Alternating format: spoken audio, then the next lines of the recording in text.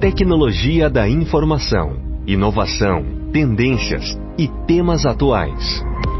O lugar perfeito para profissionais e amantes de tecnologia. Está no ar mais um episódio de CIO Cast, uma dose de tecnologia da informação e inovação. Esse podcast tem um oferecimento de Wiser Tecnologia, um parceiro completo. CIO Cast. Olá pessoal, sou o Sanz Almeida, tudo bem? Estamos em um novo episódio do podcast CIO Cast, um programa patrocinado pela Wiser Tecnologia. Nesta edição, vamos falar sobre o tema Storytelling com Dados. Conosco temos neste episódio Stênio Oliveira, Head de Desenvolvimento da Wiser, e Eduardo Viana, Head de Dados da Wiser Tecnologia. E como convidado especial, recebemos a Piva. A Piva é a líder do time de dados no iFood, que tem a missão de testar a elasticidade de preço sem perder rentabilidade. Possui mais de 7 anos de experiência trabalhando com análise de dados para decisões estratégicas. Trabalhou em startups de destaque como 99, Uber e SumUp. Um fato curioso é que, além de doida por números, é formada em pedagogia e pós-graduada em sociologia. Quem se classificou como doida por números foi ela, né? Obrigado pela sua participação, Piva. Obrigado você, Sanzio, por me convidar. Obrigado, Eduardo e Stênio, por estarem aqui com a gente hoje, nessa manhã, nesse bate-papo. Tô muito animada para a gente falar de storytelling. Acho que é um dos temas que eu mais gosto de falar. Inclusive, prestei FUVEST esse ano de novo. Vou fazer letras para estudar linguística, justamente para me aprofundar e entender como é que a gente melhora essa nossa comunicação corporativa, como é que a gente usa melhor os dados e quais são as mágicas que a gente consegue fazer. Maravilha, Piva. Stênio, mais uma vez, obrigado aqui por estar conosco no podcast. Obrigado a todos, obrigado a Piva também, seja muito bem-vinda. Obrigado por ter aceitado participar conosco de mais uma edição do CIO Cast. E aí, Eduardo, bem-vindo. E aí, pessoal, bom dia. Piva, o legal é que quando a gente começou a formação e quando a gente começou a entrar na área de dados, muitas pessoas vão ter formações totalmente diferentes e aleatórias a quem trabalha com dados, né?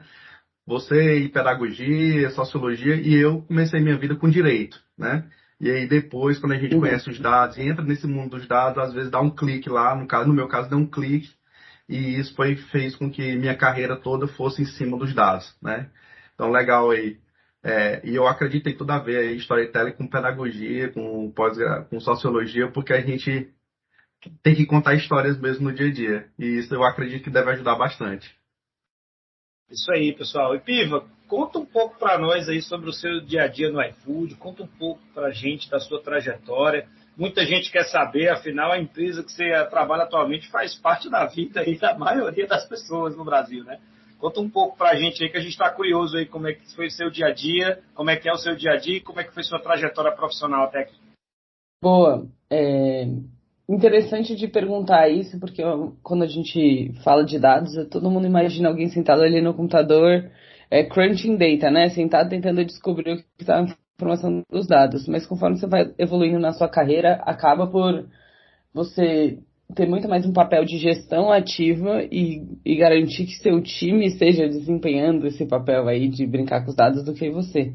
Então, eu acho que o que resume a minha relação, né, do iFood e hoje com a dinâmica que a gente tem é muito mais ter relações concretas e diretas com o que a gente chama, né, dos clientes internos para descobrir os reais problemas que eles têm, para poder transformar isso em soluções de dados. E aí, quando eu falo em soluções de dados, não é só fazer uma análise para descobrir qual campanha de marketing é mais barata, mas como é que eu otimizo essa tomada de decisão, então como é que eu crio, sei lá, uma ferramenta, um dashboard, qualquer coisa, onde as pessoas vão colocar as informações e dados que elas têm. Uma coisa que a gente está fazendo que é bem legal, eu acho que hoje é definição de itens que eu tenho dentro de uma loja de mercado, né? Hoje eu trabalho no iFood com a parte de mercado, então se vocês ainda não conhecem essa parte, mercado, farmácia, pet shop, gente, comprem, ouvintes, comprem também, eu preciso desse emprego. E existe o mercado de varejo hoje faz esse trabalho de definir o que vai dentro de uma loja de uma forma mais manual. Tem uma lista de Excel lá com 50 mil itens, tem 50 regras de negócios e eles vão aplicando essas regras de negócio para fazer isso funcionar. O iFood, quando começou a fazer iFood Mercado, foi nessa mesma ideia de MVP, assim, do menor produto possível. E hoje a gente já automatiza. Eu quero uma loja em São Paulo, que tenha tal tamanho, com tais características. Tudo isso vai de informação dentro de um dashboard que cospe para você quais itens tem que ter lá. E aí no final a pessoa decide se ela vai incluir ou excluir mais alguma coisa. Mas tudo isso é feito pelo time de dados, a criação desse produto aí, que fica até... O time hoje, hoje não, essa semana um menino do meu time falou, eu acho que eu não sou analista de dados, porque eu não faço análise, eu faço produto. Então eu acho que eu sou engenheiro. Maravilha, Karina. Parabéns aí pela trajetória. E você tem uma experiência larga aí com outras startups de renome, né? A 99 aí, como a Uber também, aí foram uma das principais startups que ganharam uma grande expressão aí nacional, né? Quando deu o boom aí da era digital. Eu lembro que quando surgiu isso aqui no Brasil, ninguém nem entendia muito bem, né? O pessoal foi começando a entender aí como que funcionava. Eu posso chamar um táxi ali mesmo pelo celular, como que isso funciona, né? Conta um pouco pra gente aí dessa experiência. Quando eu entrei na 99, minha mãe falava, mas você vai morrer de fome, esse negócio de startup não funciona, ninguém sabe o que você faz. Então essa sensação era isso mesmo, de ninguém mesmo, tá todo mundo perdido, todo mundo tá tentando entender o que tá acontecendo. E eu tinha um pouco, como estagiário, você passa um pouco por todas as áreas e aprende um pouco várias coisas diferentes. Então eu trabalhei com marketing, trabalhei com finanças, trabalhei principalmente em operações onde eu aprendi a programar do zero. E aí teve uma dica para o pessoal que, gente, dá para você aprender a programar de qualquer jeito. Eu sentei lá do lado dos desenvolvedores e falei, me ensina a fazer essa query, que eu quero saber descobrir qual é o número de táxis disponíveis em Belo Horizonte ontem. E aí eu virei a menina dos dados, não existia um time de BI, então... E aí tudo que precisavam pediam para mim, aprendi na hora, pé nem cabeça ali, sem organização nenhuma esse aprendizado. E lá foi um dos primeiros lugares onde eu já entendi que storytelling era importante. Tem uma passagem que eu gosto muito, que eu já estava lá fazia mais de ano. Aí o meu chefe, que era gerente de operações, pediu para eu trazer uns dados da evolução do, sei lá o que era, mas tipo, cancelamento nas principais cidades de táxi. E eu fiz, assim, uma apresentação bem bonita, né? Me importei com o visual, me importei com tudo. Achei que escolhi cor, sabe? Assim, achei que tava arrasando, que isso era storytelling. Aí ele olhou minha apresentação, fez um comentário aqui, outro ali. Falei, tô arrasando, não pedi pra mudar nada. E falou, vai lá apresentar pro CEO, Paulo Veras. E eu, toda pimpona com o meu computador lá, indo cheguei pro CEO pra apresentar. Ele já começou assim... Mas qual é o contexto disso? Mas esses números crescem por quê? Mas e não sei o que lá? Eu não consigo entender onde você quer chegar com essas informações. E eu fiquei assim, peguei meu computador, né? Guardei ele na minha bolsinha, voltei pro meu lugar, chorei um pouquinho, não. E falei pro meu chefe, mas você já sabia que ele ia falar isso? Eu falei, aí ele, sim, é que você precisa aprender do jeito mais difícil. Então, e ali foi a primeira lição que eu tive de que storytelling é uma história com começo, meio e fim, não gráficos bonitos e números bonitos. Nossa, eu me lembro desse dia com função.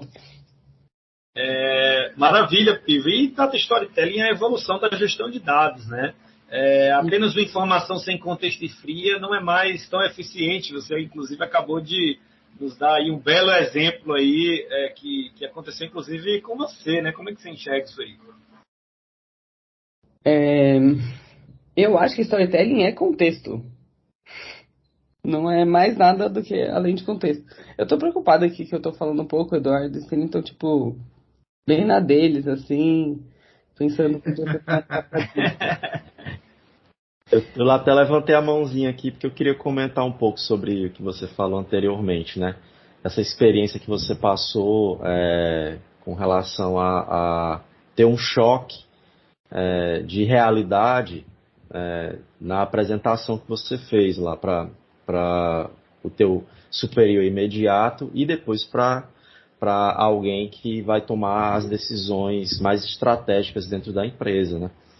E você vai com a expectativa de que o que você vai explicar ou contar ali para eles fique tudo muito bem esclarecido e que eles entendam pela tua perspectiva, mas aí, como você estava ali no início, acredito eu, né, pelo que eu entendi, da tua carreira e teve esse primeiro case aí, eu entendo que ele foi um case de sucesso do ponto de vista que você teve esse choque, e esse choque foi fundamental para você poder se inserir melhor no contexto do storytelling, né?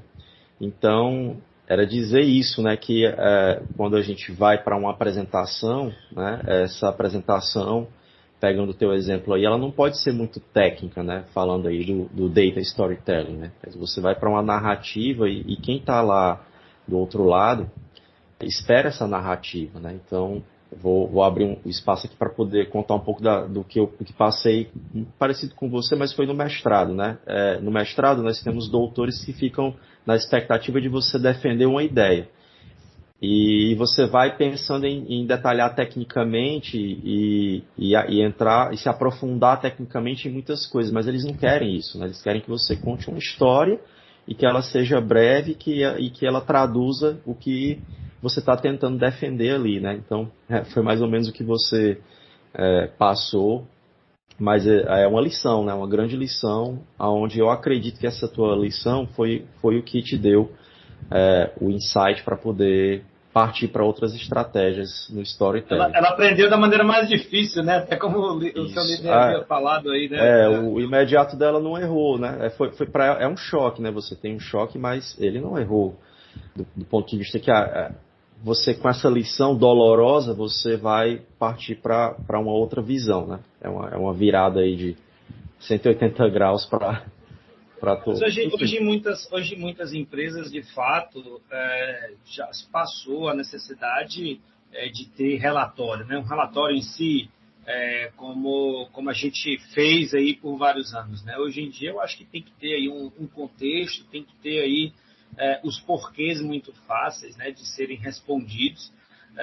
Não é só mostrar lá um dashboard, lá mostrar um Excel, enfim, não precisa nem ser um dashboard, basta uma informação, desde que essa informação conte um contexto, conte uma história, porque a informação fria, eu acho que ela não tem mais muita eficiência aí num mercado tão competitivo aí que a gente tem.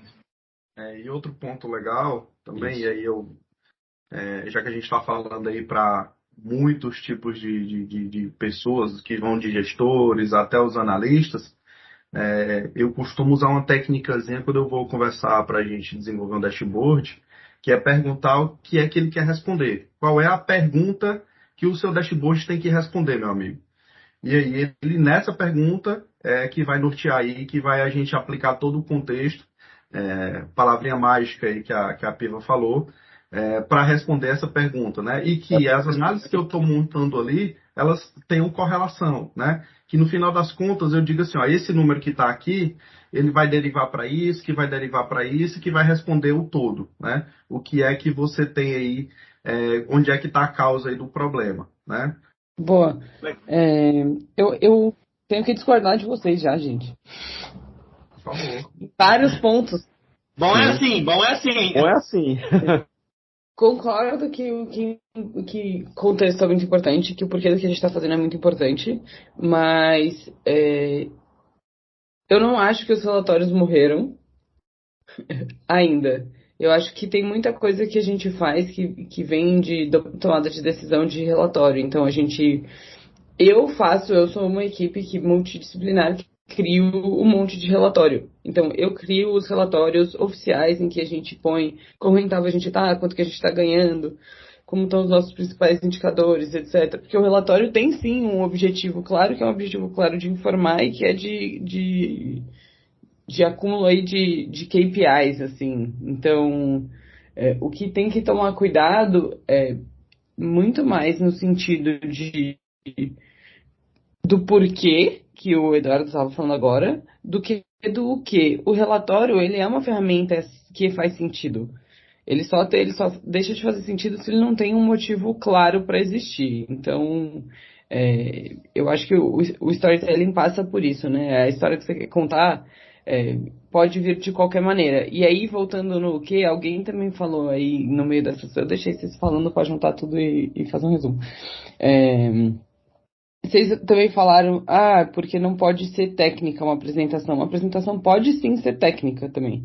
Uma apresentação para o CEO da 99 Táxis, que não está nem aí como eu clusterizei as pessoas, não pode ser técnica. Então, eu acho que também ali com esse exemplo da 99 foi uma ótima aula de audiência. Então, como é que você reconhece a sua audiência? Porque se eu for numa convenção, num simpósio, sei lá, cheio de gente de dados, o pessoal quer entender como que eu fiz o meu modelo ser eficiente, como é que a minha clusterização foi eficiente. Eu vou contar uma história também, eu vou tentar deixar isso ser mais leve, né, e menos... Mas, mesmo assim, isso me permite deixar esses detalhes. Por exemplo, eu sou professora da Terra, no curso de Analytics deles, que a Terra é uma escola de carreiras do futuro. Então, dá aula de produto, Analytics, sei lá, programação, etc.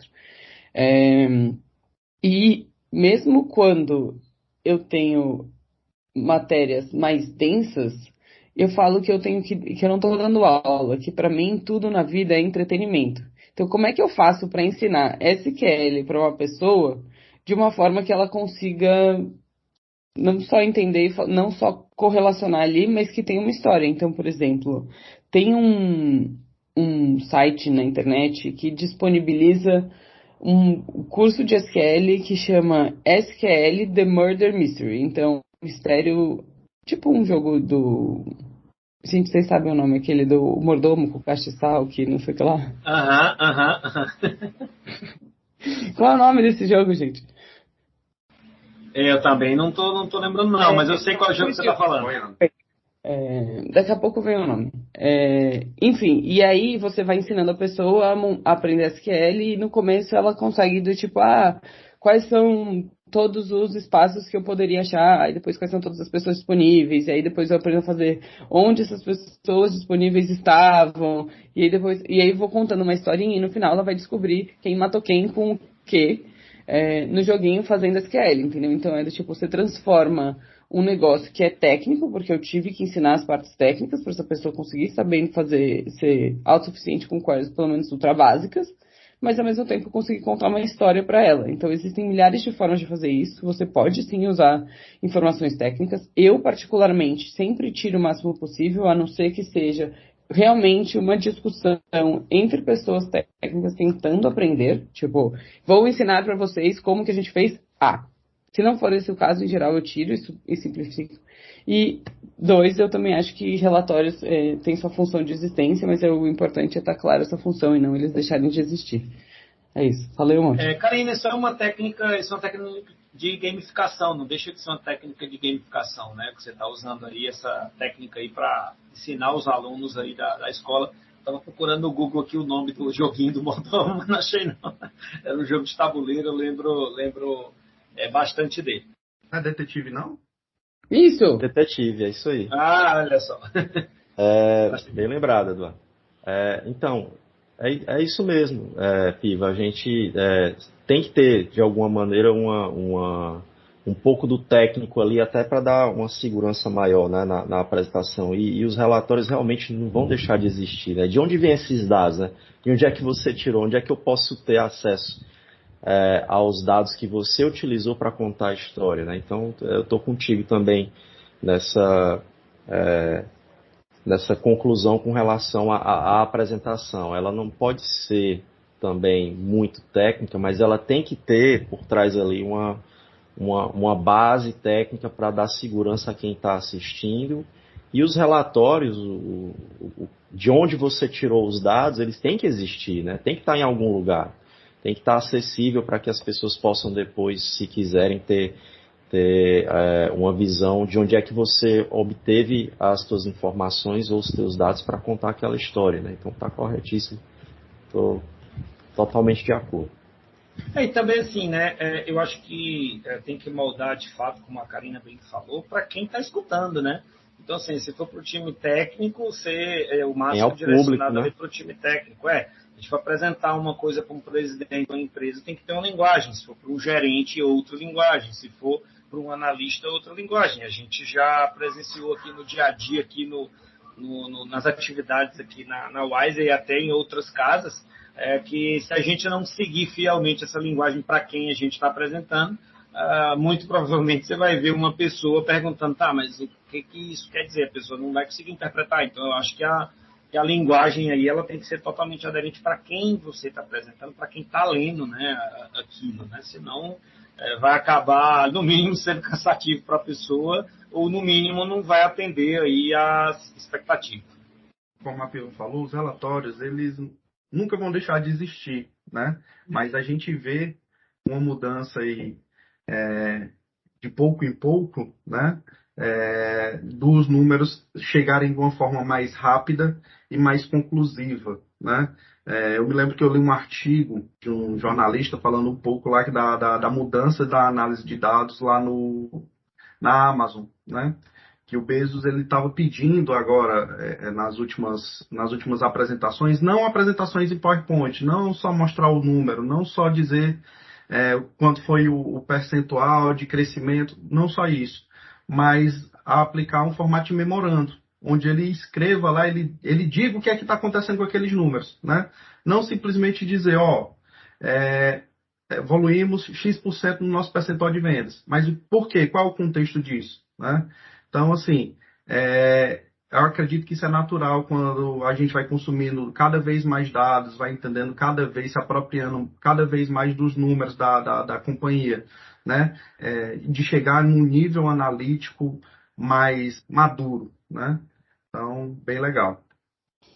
Eu acho bem difícil de ter, tá? Eu acho que isso para mim é o caminho do nirvana quando a gente fala em dados, assim. As pessoas são autônomas. É uma coisa que o que meu chefe faz é pegar esse relatório e olhar os números e ele fala, nossa, eu tô vendo aqui uma redução de investimento da indústria. Então a gente tem algum menos dinheiro aportado. E aí ele vai marcar, por exemplo, o Sanzio e falar, Sanzio, teve algum motivo pra gente ter essa queda de investimento aqui? Chamar na chincha lá no meio do Slack para todo mundo ver. E aí, meio que Sanzio vai ser, entre aspas, obrigado a fazer esse memorando. Então, a gente produz os dados, a gente não consegue explicar, porque a gente não consegue ter visibilidade na empresa inteira, mas a gente consegue forçar a entender, pelo menos, as mudanças dos principais indicadores ali, com um caminho mais ou menos parecido com o Eduardo falou. Piva, e como é que você enxerga aí as vantagens competitivas que a empresa passa a ter a analisar os seus dados sobre o contexto de storytelling? O que essas empresas aí têm de vantagem em relação a quem não usa decisão com dados com contexto? Como é que você enxerga isso aí? Eu acredito que nenhuma empresa usa storytelling em todo o seu potencial. Sendo bem sincero, é bem difícil responder essa pergunta, assim.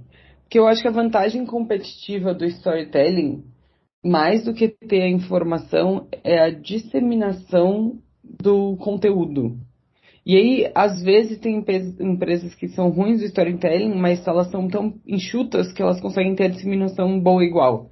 Eu acho que o storytelling é uma forma de você facilitar essa transmissão de conteúdo. É você fazer a absorção desse conteúdo ser mais rápida e mais bem feita. Numa empresa como a iFood, que são 7 mil funcionários, você fazer um pouquinho dessas pessoas absorver essa informação já é uma vitória. Agora, se eu pensar numa empresa de 20 funcionários como era a 99, todo mundo sabia meus números. Eu não sabia contar história nenhuma lá com 20 anos, faculdade. Eu falava, gente, o número de Brasília é tanto. E tem até uma outra historinha muito boa. A 99 é uma época cheia de histórias maravilhosas. O meu chefe na época ele me deixava fazendo relatório, que era o relatório de desempenho das cidades. Então a gente tinha poucas cidades na época, acho que tinha 15 cidades. E aí eu ia lá, puxava os números, copiava, colocava no Excel, montava, tinha um dashboard automático onde as pessoas conseguiam ver o desempenho da sua cidade, assim, bonitinho. E aí meu chefe foi ficando preguiçoso, eu vou até mandar esse podcast pra ele ouvir isso, que eu chamo ele de preguiçoso. Compartilha o link.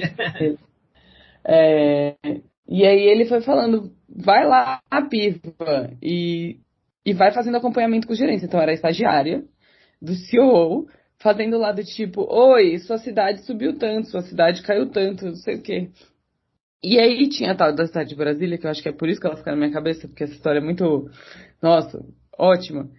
Que era assim, ela tava crescendo, por exemplo, ela tava num dia tava com 10, no outro dia tava com 15, aí depois ela tava com 12 e 10, sabe? Tipo, ela teve um pico, cresceu, fez assim, aí continuou maior e aí depois voltou. Aí eu olhei assim e falei, gerente de Brasília, o que aconteceu com essa cidade que a gente tem aqui uma queda? Aí ele falou assim, veja, Piva, a gente teve uma queda, mas a gente cresceu ontem. Tipo, uma argumentação assim. Aí eu falei, sabe o que a gente faz depois de crescer? A gente cresce de novo. E É eu isso aí. fiquei famosa por ser a pessoa de me dê uma explicação plausível ou este relatório aqui serve para você ser o quê? Pela estagiária humilhada em público falando que você tem que crescer. E aí o pessoal, depois disso, ficava com medo de eu puxar na reunião. E aí o CEO ficava, olha que eu vou pôr a Piva para puxar as reuniões. Fantástico. E assim, quando a gente fala aí de storytelling, de contar a história, né, do negócio, eu acho que você respondeu a pergunta muito bem. Esse exemplo que você deu aí, eu acho que ele respondeu a pergunta. Acho que foi excelente. E eu entendi também que tem a questão do amadurecimento, né? Um pouco antes aí da história, que você contou do case, né, que aconteceu.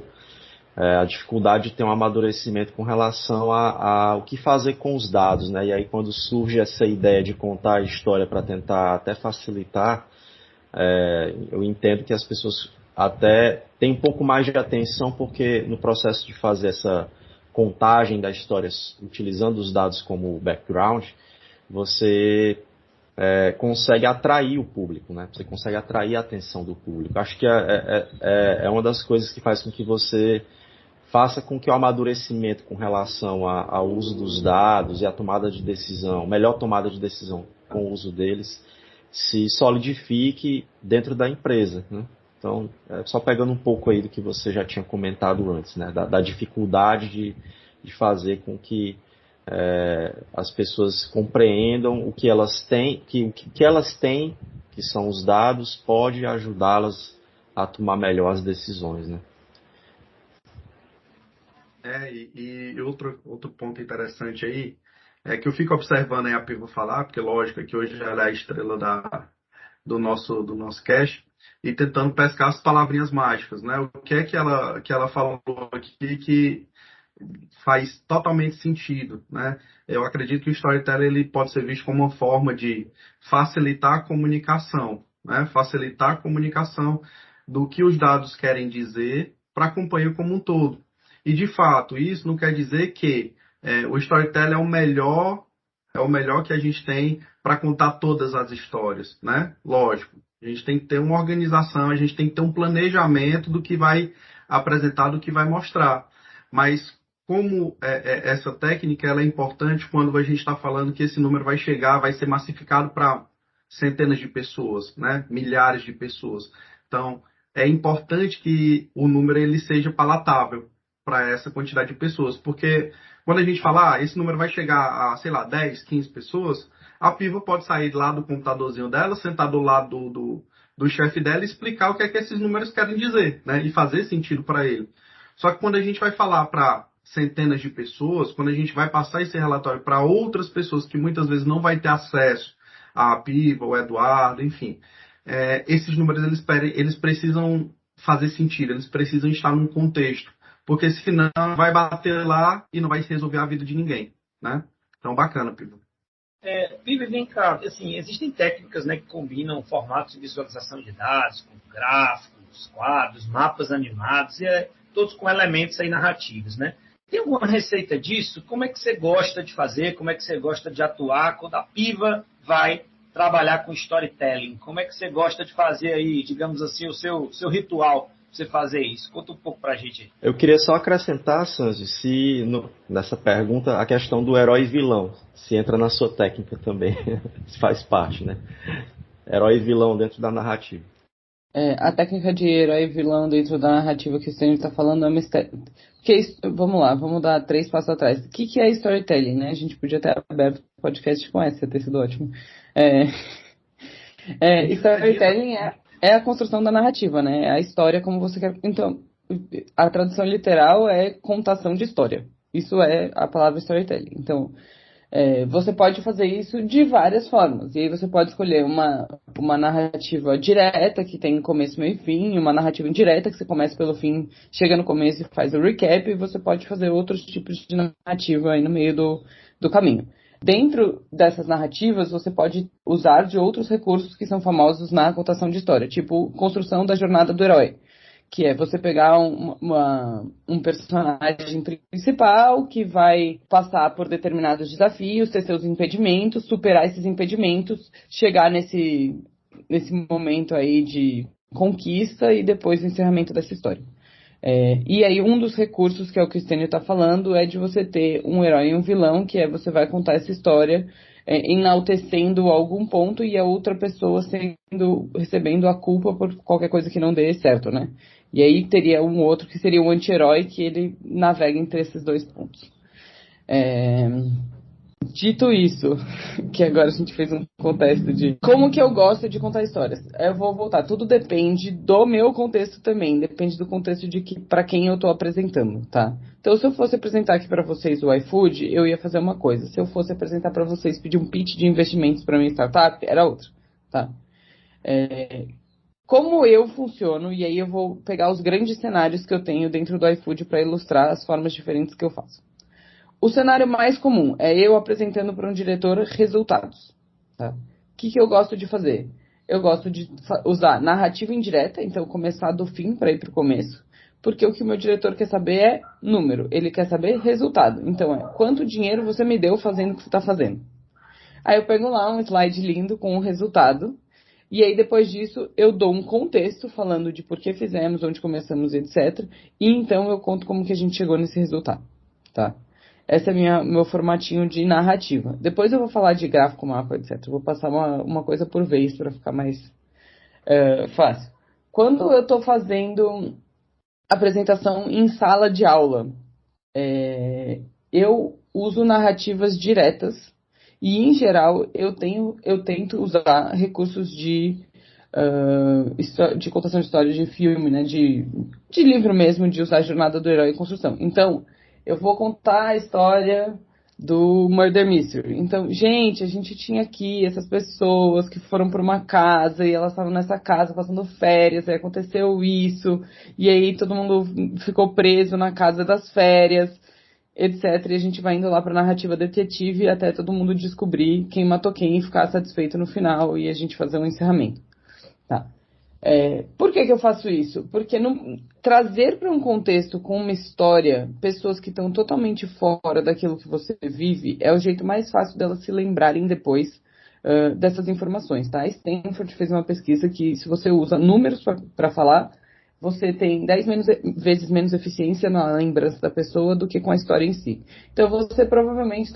Todo mundo que tá ouvindo o podcast vai lembrar do Murder Mystery e vai falar, gente, dá pra aprender SQL fazendo Murder Mystery porque tem a historinha que a Piva falou 50 vezes do Murder Mystery. Agora, se eu falo, gente, aprender SQL é só uma questão de você gastar 18 horas em tanto tempo dividido, as pessoas não vão lembrar quantas horas são nem nada, elas não vão absorver esse tipo de coisa. Então, a historinha de alguém amarrando quais são os conceitos é mais eficiente, tá?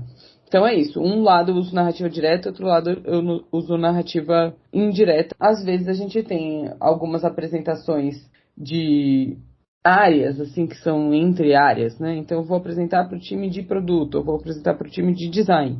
Aí eu vou mesclando um pouco de cada uma, mas em geral eu sempre tento enfocar em construir um contexto claro de onde vem aqueles números, que é onde poderia entrar essa visão de jornada do herói, onde poderia entrar essa visão de vilão e protagonista e etc. Muito mais do que no resto dos dados. Então, isso é uma parte. Já contamos o que é storytelling, já contamos quais são as principais narrativas que a gente gosta de usar. Aí você perguntou sobre visualização de dados. Gente, tem um livro que chama Storytelling com Dados, da Cole, eu não sei falar sobre o sobrenome dela, que ele é... Excelente. Que ele é famosíssimo. Eu acho que essa mulher incrível, que também tem um podcast, inclusive em inglês, gente, caso vocês queiram ouvir, ela tem um ótimo caminho para receitas de bolo, assim, de como construir visualizações, tá? Então eu deixo isso aqui como aprendizado para vocês depois fazerem referência. O que eu sugiro gráfico de barra e gráfico de linha. Se você não mexe com dados, gente, não se aventure. Gráfico de barra e gráfico de linha é tudo que você precisa na sua vida. O resto é frescura. Mas, se você quiser se aventurar, você fala, não, mas eu trabalho com dados já faz tempo, Piva, e eu queria explorar a vida e ter mais ferramentas. O que você pode fazer? Você pode entrar, depois o Sans e o Eduardo vão se dar um jeito, vou colocar na descrição do podcast aí todas as coisas que eu tô falando de referência para vocês poderem achar, viu? Então eu tô entregando aqui pra produção. Vocês podem conhecer o DataVis Catalog, que é um site na internet que literalmente mostra todos os gráficos e funções e como é que você monta eles. Tá? Isso é um. O segundo, vocês podem usar, tem uma biblioteca da linguagem de Python que tem a documentação e ensina como usar os tipos de gráfico, que é o Seaborn, que também é ótimo. E eles também têm ótimas paletas de cores, que é um dos critérios mais importantes deste universo para você fazer um gráfico bonito, é você escolher as cores certas. E aí você também pode pedir ajuda para escolher as cores certas e pegar tendências de mercado, tendências de cores e etc. na Adobe. A Adobe tem um site Adobe Color Wheel, que tem uma rodinha de cores, que tem tendências de cores, que você consegue pegar cores análogas, complementares, tríades e etc. Que vão te ajudar a montar gráficos com cores bonitas. Esse sim, básico do básico. Mas minha receita de bolo é gráfico de linha e gráfico de barra. Cara, não usa gráfico de pizza. Não usa gráfico de pizza. Gráfico de pizza raramente dá certo. Eu não vou entrar na... esteja falando do iFood, que fala comida, que gráfico de pizza definitivamente não é recomendado, tá?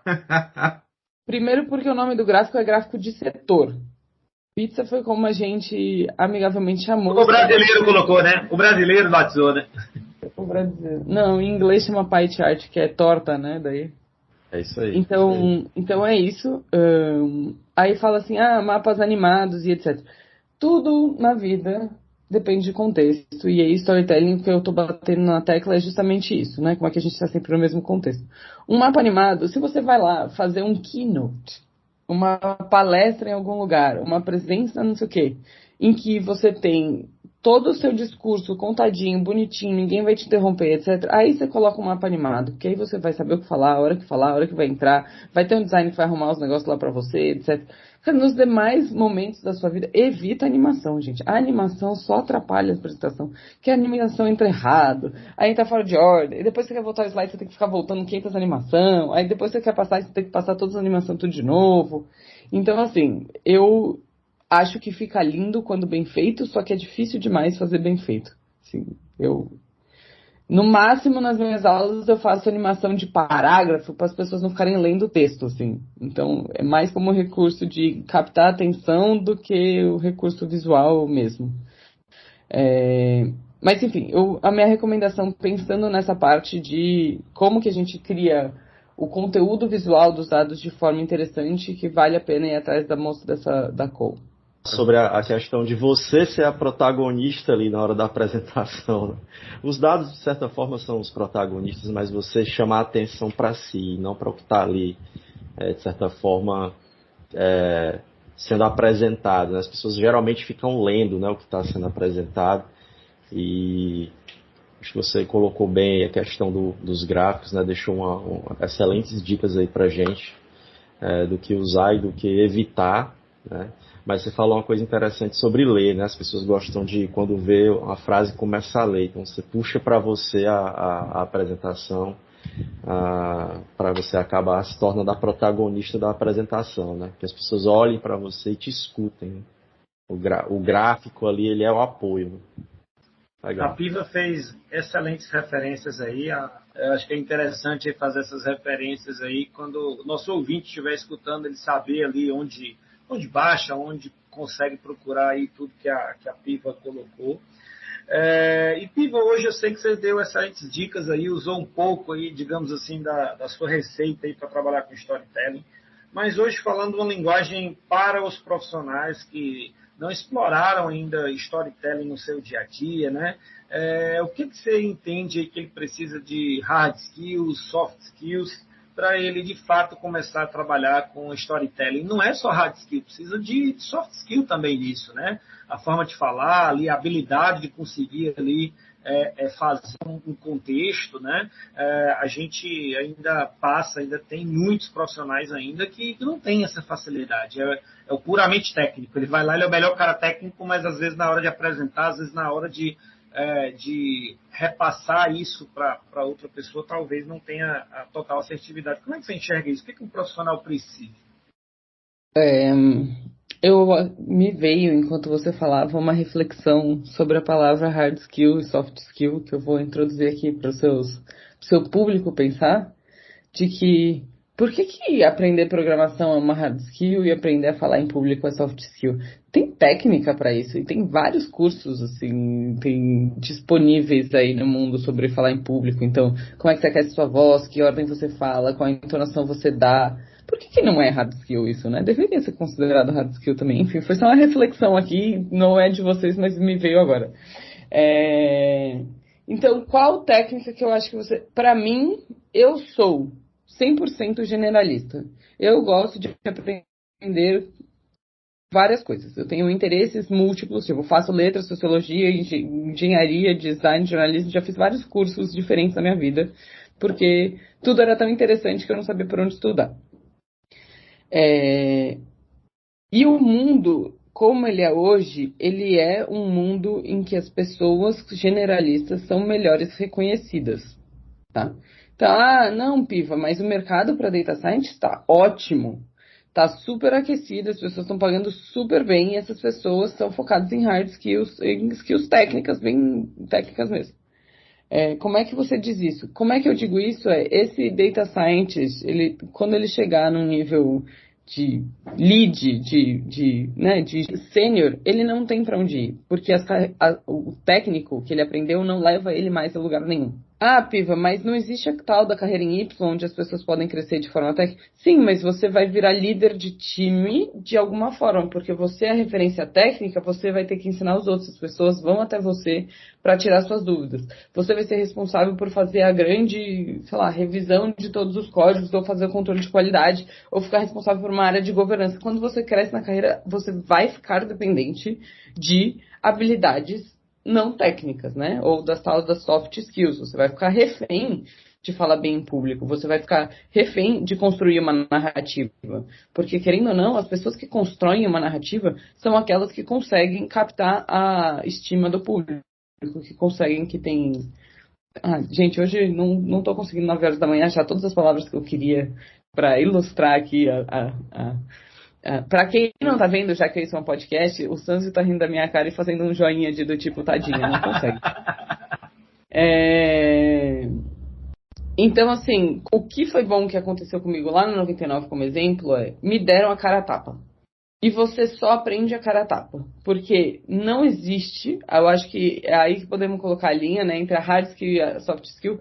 No hard skill é do tipo, escreve o código assim, é ponto e vírgula e acabou. Entendeu? Esqueceu o ponto e vírgula, o código não funciona. No soft skill eu errei talvez umas 10 coisas na minha apresentação para o CEO. Mas ele me pontuou 2 ou 3. E dessas 3 eu aprendi uma. E fui aprender as outras quando eu tomei mais tapa na cara. Porque não é um manual. Porque se eu apresentasse para ele, ou para o CPO, ou para o sei o quê, cada uma dessas apresentações eu ia ter recebido um feedback diferente. Então, para mim se você tem um trabalho que alguém tem que apresentar e mostrar o resultado, que esse alguém seja você. Então, vai lá aprender, pede feedback para as pessoas. E aí, se você se interessa pelo tema, lê na internet, vê podcast, vê vídeo, vê o que quer que seja, mas conteúdo a gente tem disponível para isso. E aí, por último, uma observação os conteúdos que a gente tem não explicam storytelling de dados do começo ao fim, em lugar nenhum. Então, não existe nenhum conteúdo que eu tenha achado na internet, olha, que eu pesquisei bastante, que fale desde construção da narrativa, tipos de narrativa, identificação de audiência, como montar suas visualizações num lugar só. Então, você vai ter que seguir 50 pessoas diferentes. Eu estou indo estudar letra linguística justamente porque eu quero achar alguma coisa que faça um fio condutor. Um manual? Não vai existir um manual, mas alguma coisa que seja um fio condutor aí que ligue esses pontos. Então, quem sabe, gente, daqui 4 anos, quando eu terminar o mestrado, a gente possa fazer um novo podcast com um fio condutor de começar ao fim, explicando como que a gente faz para esses profissionais terem... Está convidado, não precisa esperar 4 anos, não. Você está convidado para o segundo episódio. Até porque o storytelling aí, que a gente está falando, de fato, não existe fórmula do bolo. Acho que muitas vezes quando a gente fala, a gente coloca alguns facilitadores, mas não existe fórmula do bolo, né? Mas eu acredito que dois pontos importantes que a gente tem aí, primeiro, é saber quem é seu público-alvo, para quem é que você vai apresentar o número, né? E um outro ponto aí também que você falou ali atrás, e eu também gosto muito de usar nas minhas narrativas, é a narrativa indireta. Eu começo mostrando o resultado final, e aí eu vou abrindo o restante, vou tentando explicar um pouco aquele número, né? Por que aquele número fechou daquela forma? Porque, de fato, quando a gente está apresentando para a cadeia principal, a ponta da pirâmide na empresa, a maioria das vezes ele vai dizer assim, como foi que fechou o meu resultado? Depois é que ele vai perguntar por que fechou isso, né? Então, eu acredito que essa narrativa indireta ela é muito importante também. São 2 pontos que eu acho que quem hoje quer trabalhar com números, eu acho que, e assim, quem quer contar essa história, quem quer fazer essa apresentação, pode se utilizar, né? Saiba seu público, saiba para quem você está apresentando. E, no meu caso aqui, eu utilizo muito a narrativa indireta também. Só acrescentar, eu também sou professor, tá, Piva? E professor dos cursos de graduação em análise e desenvolvimento de sistemas e redes de computadores.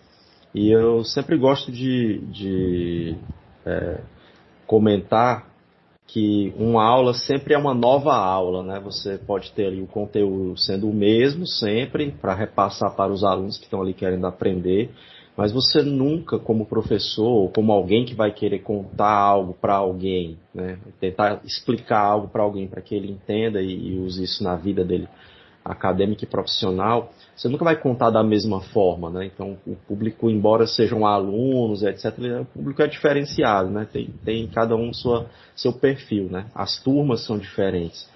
E assim, trazendo para a narrativa, eu fiquei pensativo aqui com uma coisa que você falou, né? Que quando você vai para a narrativa, você aprende também ali durante a sua narrativa. Então, uma narrativa gera sempre uma nova narrativa para que você possa, com esse amadurecimento, ir para outras ocasiões, fazer o teu data storytelling e ali, com o que você aprendeu, criar uma nova narrativa e assim por diante, né? Então, é sempre tudo novo, né? Tudo muito novo.